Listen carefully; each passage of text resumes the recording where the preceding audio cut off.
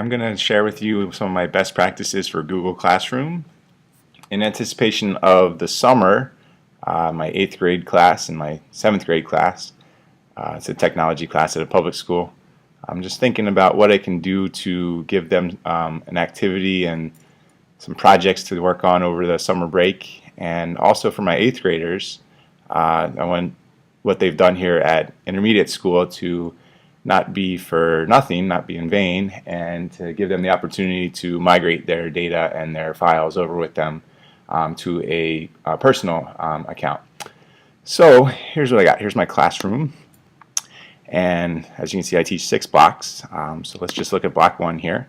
And I haven't posted this assignment yet. I've taken advantage of the draft feature to show you the summer bridge project assignment and the announcement regarding the Google migration.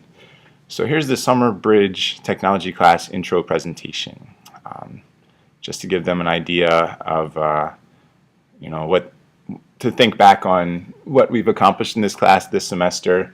And it's more of like a reflection than anything else, and obviously it's not going to be graded because these students will have exited my class at this point. But I put the due date a couple of days before the next school year starts. Here in Hawaii it starts the end of July, and I figure that during one of those first teacher work days I can go back in and see if anyone's taken advantage of this over the summer.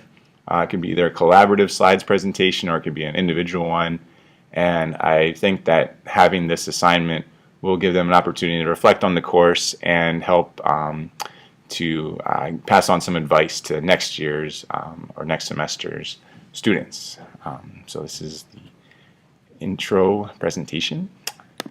And then the other assignment that I put up here is for my exiting 8th graders. So we are a 6th, 7th, and 8th grade school. The students will leave here and head over to a high school. And our technology coordinator, the tradition has been that approximately a month after they exit, he gets rid of all the data associated with their Google Apps for Education account. So this is just an opportunity for them to migrate that data. And what I've done is I've attached a Google form that I created, which I'm going to show you, that either they can migrate the data to their own account if they're over 14, which about half of our graduating 8th graders are, or they can talk to their parents about moving their data to a parental account. So this is the form that I created there to just show you the questions ahead of time. First off, I have it automatically collecting their username, just so that's one less question I have to worry about. And the question regarding the new account name that they're going to migrate it to, the thing that I added here was I added the advanced validation setting that it must end in @gmail.com. That way they can't inadvertently put in their institutional account into there. And I also added a question here at the bottom, totally optional, but if they want to leave their personal email on file, it would establish some kind of database to keep these email addresses that we can follow up with, our alumni and do any kind of, post surveys or analysis afterwards.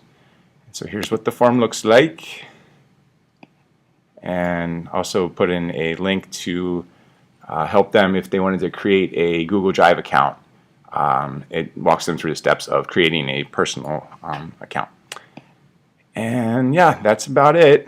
We'll see how it goes. I can check back in and show you guys as the form, the sheet is being populated, and I'll let you know how the presentations turn out as well to work with my next year's class. So I've loved using Google Classroom this year.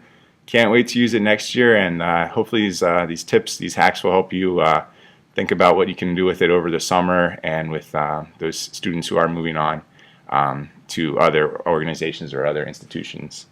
One question I do have is out there, is there anyone who uses a K through 12 institutional identifying address? And if so, what is the nomenclature for that? Like, how do you name the K through 12 accounts?